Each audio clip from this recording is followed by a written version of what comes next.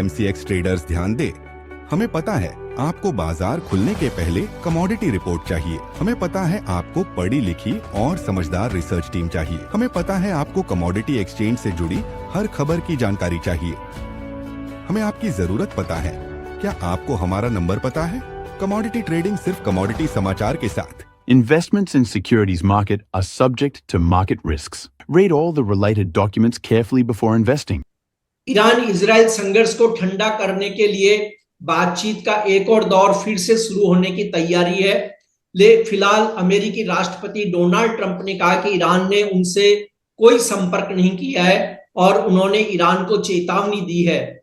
हालांकि वे G7 की meeting से अमेरिका लौट रहे हैं। उधर इजराइल ने ईरान पर हमले तेज कर दिए। इस बदलते घटनाक्रम का गोल्ड मार्केट पर क्या असर होगा, इस पर बात करेंगे India bullion and jewellers association के national secretary CA Surendra Mehta से। मैं हूं कमल शर्मा। सुरेंद्र जी, आपका स्वागत है मोलतोल में। नमस्कार। नमस्कार मेहता जी, ईरान के तेवर थोड़े नरम पड़े हैं और उसने बातचीत में रुचि दिखाई है, लेकिन इजराइल ने इस बीच जोरदार हमले शुरू कर दिए हैं, जिससे सोने और चांदी की कीमतों में तेजी से उठाव आया है अचानक। आप किस तरह बाजार को देखते हैं? नहीं, मुझे लगता है कि ये जो जियोपॉलिटिकल टेंशन है, ये जो लड़ाई है, ये इतनी आसानी से थमने वाली नहीं है। क्योंकि आप यदि रशिया यूक्रेन का भी युद्ध देखें तो 3-3 साल से युद्ध हो रहे हैं। अब कोई भी कंट्री दूसरी कंट्री से माफी मांग ले या युद्ध जल्दी खत्म हो जाए, ऐसा संभव नहीं है। और खास तौर पर जो मिडल ईस्ट और इजराइल के बीच में एक तनाव है, वो तनाव हम वर्षों से देख रहे हैं। वो तनाव अब बढ़ा है और इसमें यदि कोई दूसरी कंट्री और ऐड होती है तो मुझे लगता है कि यहाँ से सोने चांदी के प्राइस में और ज्यादा उछाल आएगा और ज्यादा तेजी आएगी। जी, अब इतनी ऊंचाई पर जहां सारी नजरें मिडिल ईस्ट पर है, एक ट्रेडर को घरेलू बाजार में गोल्ड में किस तरह ट्रेड करने की सलाह आप देंगे और किस रेंज को सेफ माना जा सकता है?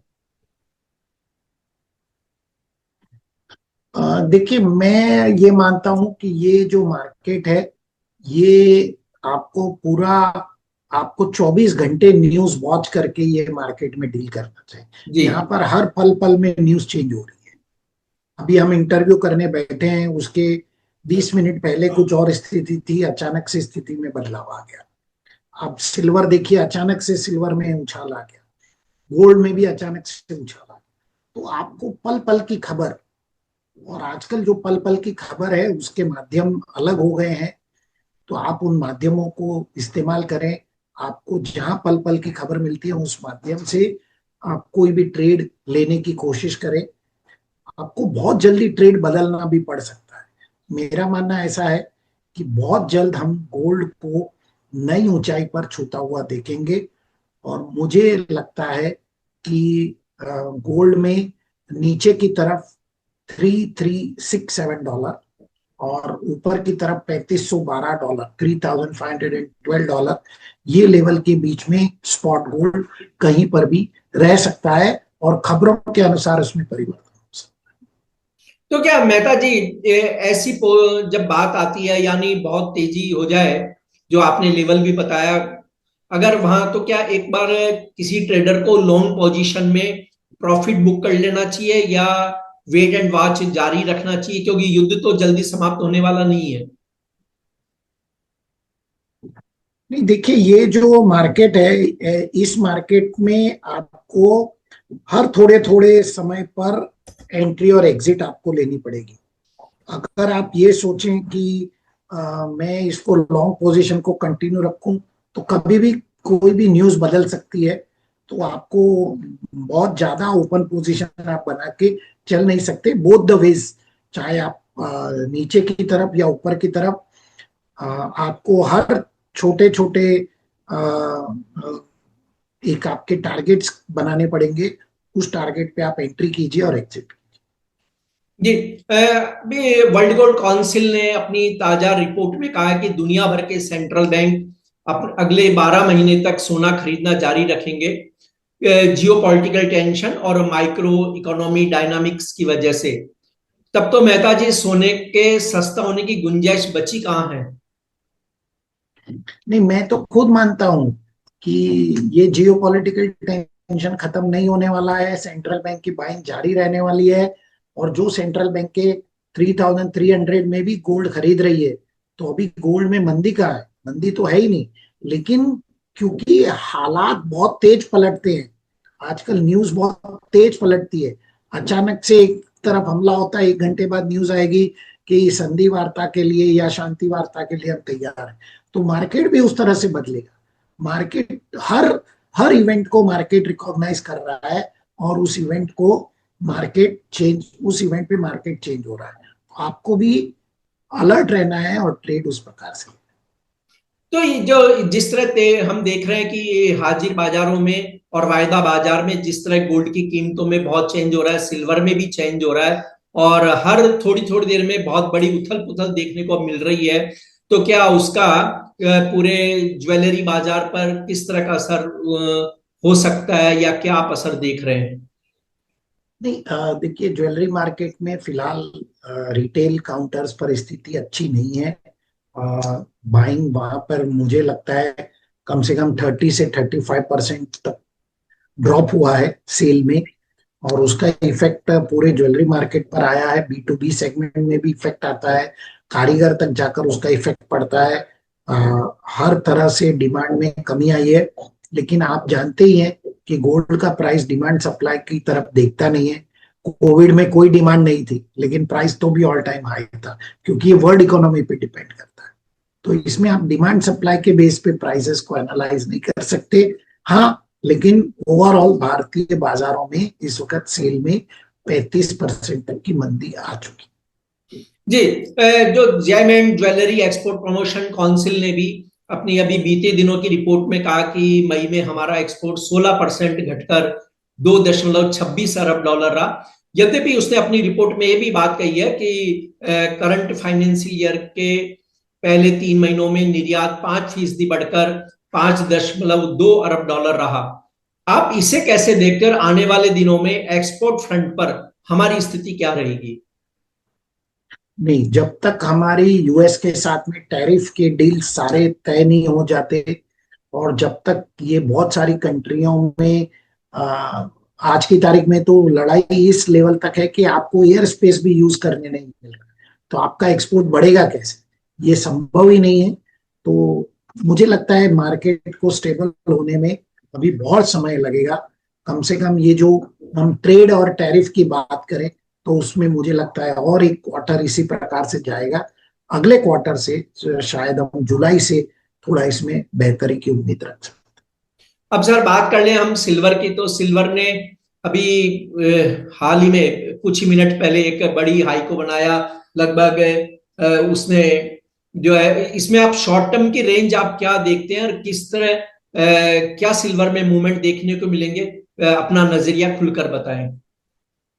देखिए, सिल्वर में अभी हमने स्पॉट में $37 क्रॉस होते हुए देखा सिल्वर को। लगभग 1,09,000 के आसपास सिल्वर आ गया। तो मेरा मानना ऐसा है कि सिल्वर ने बहुत अच्छा ब्रेकआउट दिया है। सिल्वर ने बढ़िया कंसोलिडेशन किया था $32 से $34 के बीच में, और वो कंसोलिडेशन के बाद जो वो तेजी से स्पीड इसने पकड़ी है, तो हमने आज $37 भी क्रॉस होते हुए देखे। अगला ब्रेकआउट सिल्वर का $42 पे रहेगा। एक बार $42 क्रॉस करता है यदि सिल्वर, तो मुझे लगता है कि $60 तक सिल्वर रुकेगा नहीं, ऐसा मेरा अंदाजा है। लेकिन $42 को हमें देखना चाहिए। यदि मैं भारतीय बाजारों की बात करूं तो लगभग 1,22,000 23,000 के आसपास हमें सिल्वर को वॉच करना चाहिए। यदि $42 से सिल्वर रिटर्न होता है तो इसमें काफी नरमी आ सकती है, और नहीं होता है तो वहां से एक बड़ी तेजी को छुएगा सिल्वर, और शायद हम सिल्वर उसके बाद 1,60,000 70,000 भी देख सकते। जी, आप कोई डिस्क्लेमर देना चाहेंगे?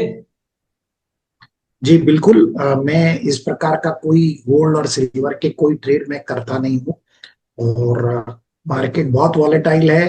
सोच समझकर व्यापार करें, ट्रेड करें, सट्टेबाजी की प्रवृत्ति से दूर रहें, स्टॉप लॉस लगाकर काम करें और ध्यान रहे कि कमोडिटी, खासतौर पर गोल्ड और सिल्वर के प्राइस जो है वर्ल्ड इकोनॉमी और वर्ल्ड न्यूज पे डिपेंड करते हैं, ये किसी परफॉर्मेंस पे डिपेंड नहीं करते।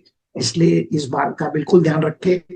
मैं आज आपको बोल रहा हूं, तब कुछ और स्थिति हो सकती है, हो सकता है 5 मिनट 10 मिनट बाद वो स्थिति बदल जाए, तो इस बात का बिल्कुल ध्यान रखें। जी, यहाँ पर मैं सुरेंद्र जी आपसे एक और अब सवाल ले लूं, क्योंकि आपने जहां स्टॉप लॉस की बात बोली, हमेशा आप कहते हैं सभी को कि स्टॉप लॉस जरूर लगाएं, चाहे उसे चेंज करते रहे स्थिति के अनुसार। लेकिन हमारे पास ऐसे बहुत सारे कॉल आते हैं और जब वीडियो होते हैं तो उनमें टिप्पणी भी आती है कि सर मैं तो बेच के बैठा हूं, अब मेरा क्या होगा। तो और उनसे जब हम पूछते तो कहते कि हमने स्टॉप लॉस नहीं लगाया, कि हमें तो लग रहा था कि बाजार नीचे आ जाएगा शायद। तो ऐसे लोगों को आप क्या संदेश देंगे कि स्टॉप लॉस की महत्व क्या है और वो अनिवार्यता क्या है? देखिए, मैं मेरे हर इंटरव्यू में ये कहता हूं, ये जो लोग स्टॉप लॉस को ओपन रखते हैं, मतलब स्टॉप लॉस लगाते ही नहीं है, वो तो बिल्कुल रिस्क ले रहे हैं और वो रिस्क तो उनको महंगा भी पड़ सकता है। मुझे कई लोग फोन करते हैं कि हमारा 72,000 में गोल्ड शॉर्ट किया हुआ है, 73,000 में किया हुआ है और आज प्राइसेस 1 लाख के आसपास पहुंच चुके हैं। मुझे लगता है कि ये ये तो बिल्कुल उनकी गलती है और तो गलतियों को तो सुधारना ही पड़ेगा, सुधारने के अलावा तो उसमें कोई विकल्प होता नहीं है। और ये ओपन सट्टेबाजी की प्रवृत्ति है। जब आप स्टॉप लॉस नहीं लगाते हैं तो इसका मतलब आप अपनी पोजीशन को ओपन कर रहे हैं। या आप सरकार को ही देखिए, सोवरिन गोल्ड बॉन्ड में सरकार को कभी अंदाजा भी नहीं था कि जो बॉन्ड उन्होंने 2700 रुपए में दिया, आज उसका उनको 1 लाख रुपए चुकाना पड़ जाएगा, 10,000 रुपए चुकाना पड़ जाएगा। तो ये तो किसी को पता नहीं होता, इसलिए स्टॉप लॉस हमेशा लगाना चाहिए। जी, आपका धन्यवाद, शुक्रिया।